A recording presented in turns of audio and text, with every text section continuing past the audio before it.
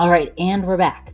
We are on hidden premises. So we have found our subargument right here, and we've identified our main premises right here, and we've identified our main conclusion. So now what we're looking to do is we're looking to fill in the hidden premises. And remember, this argument has to be valid. And so it means from our premises, we have to be able to get to our conclusion validly. And right now we can't quite do that, right? So right now we have Tokyo gets almost as much rain as London. London is considered rainy, so Tokyo is rainy. And intuitively, it's a good argument, but it's not explicit. We can't explicitly get to the conclusion, right, from these two premises. It's sort of inferred. And so we need a couple of explicit premises to tie them all together. All right. So in fact, for the main argument, it looks like there's really only one extra hidden premise that we need, right? And that is a conditional. And it's a conditional that says something like this. It just ties the first two premises together. It says something like, if a city gets almost as much rain as a rainy city, then the first city is considered rainy, right? So the idea is, if a city has this almost relation, rain-wise, to a rainy city, then that city is also rainy. And so we can write that right here as the following. If a city gets almost, and remember, this relation is really important, almost as much rain as a rainy city,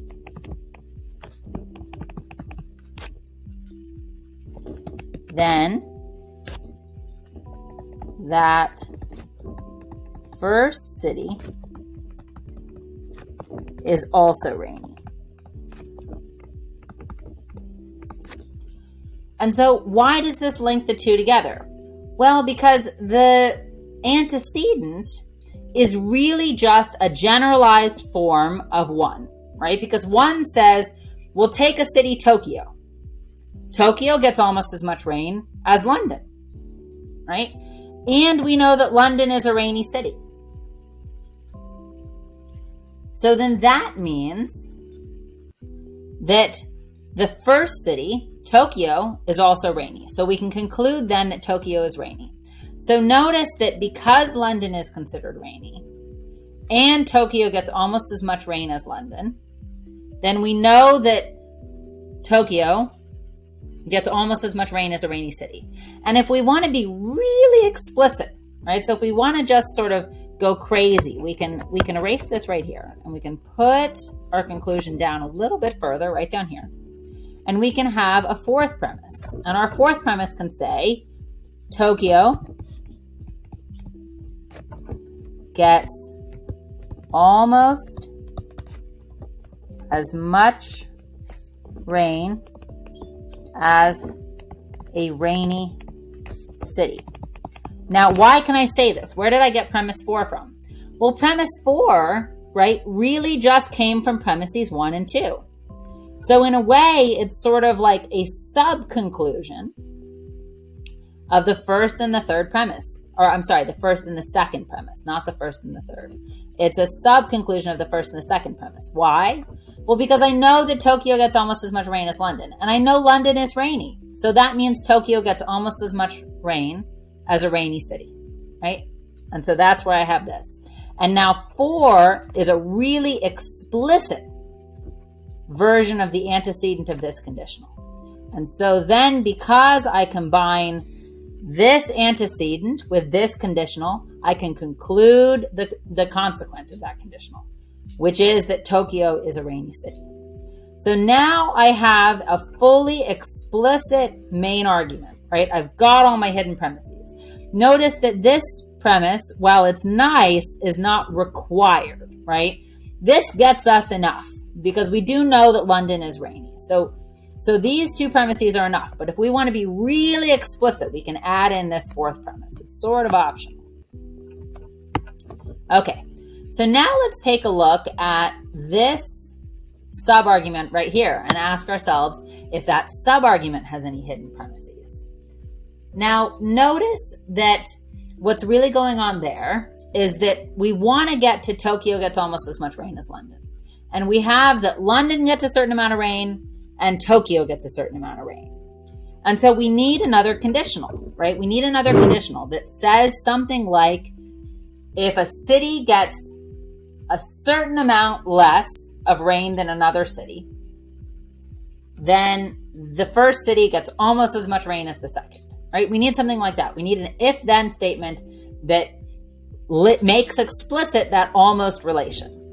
And so let's write it like this. Let's write it like, if a city gets less than or equal to 60 millimeters of rain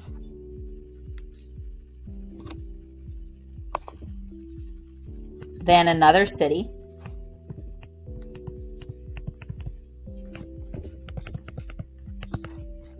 then the first city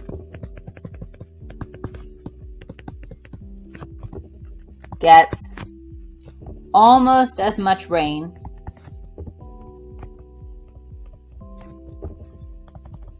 as the latter. Now, you might have a couple of questions about this. First, you might go, well, why 60 millimeters, right? Why 60 millimeters? And the answer there is just, I picked it because it fits our parameters. Notice that Tokyo gets 54 millimeters less than London. So it fits within 60, right? It's just under 60 millimeters. So it fits what we're looking for, right? You could have picked 100 millimeters. You could have picked 72. You could have picked however much. The question of what you pick is really, how defensible is this premise? But remember, that's not what we're doing at the moment. We're just trying to reconstruct this argument as charitably as possible, right? And so we're not really deeply investigating how defensible these premises are, right? Maybe if we were like really looking to defend this almost relation as it comes to rain, we would look into that in a super detailed way. But that's not what we're doing at the moment. So we're just picking a number. We're picking a number that works for us. Okay. The second thing you might ask is, you might sort of go, huh? Right? You might go, I don't get why I need this. And the answer as to why you need it is similar as to the answer to why we needed this third premise. We need those if-then statements because those if-then statements tie together the evidence that we have to the conclusion that we want. And the conclusion that we want is that Tokyo gets almost as much rain as London. And so we need to explain what the relationship is between these numbers and that almost as much rain relation. And that's what this if-then statement does. It's almost too obvious to write, but for logic, it's not. It's really important to write these obvious premises for logic. The last thing you'll notice is the same issue we had with premise 4 in the main argument, except it's a bit more of an issue. And that is, we don't really have an explicit premise affirming the antecedent of this conditional. We don't have an explicit premise saying that a city gets 60 millimeters or less rain than another city, right? So we need to make that explicit. And we can do that by just doing simple math on these two numbers right here, right? We do that by deriving a premise from A and B that says that says Tokyo gets 54 millimeters less rain than London. And with that premise, that's the antecedent of this conditional, we can now conclude the consequent, which is that Tokyo gets almost as much rain as London, which in fact is our main premise. And so now we have the full sub-argument for that first premise. And in doing that, our entire argument has now been reconstructed, right? We have the entire argument in premise conclusion format with our hidden premises that were required, our sub-argument, and our two main premises in our conclusion. So let's go ahead and read through it just one more time for clarity. So the first premise, remember, was right here. And it says Tokyo gets almost as much rain as London. Why? Well, because London gets 1,584 millimeters of rain a year, and Tokyo gets 1,530 millimeters of rain a year.